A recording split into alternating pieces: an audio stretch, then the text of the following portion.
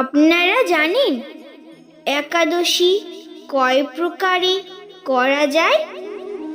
তাহলে আসুন সম্পূর্ণভাবে কথাগুলো শুনুন, একটু হলেও আপনার কাজে লাগতে পারে।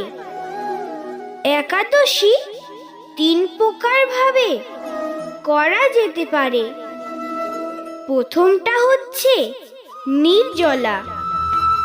নির্জলা মানে হচ্ছে আপনি 1 ফোঁটা জলও গ্রহণ করতে পারবেন না, আর সেটা যদি আপনার অসামর্থ্য হয় তাহলে আপনি কিছু ফল গ্রহণ করতে পারেন।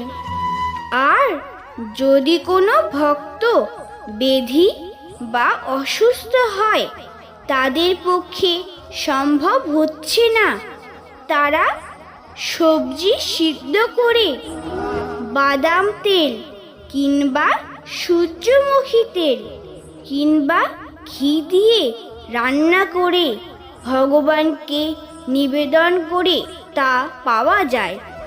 তবে সাবধান, পুঁই শাক ও শিম, ডাল, সরিষার তেল এসব ভুলো গ্রহণ করবেন না।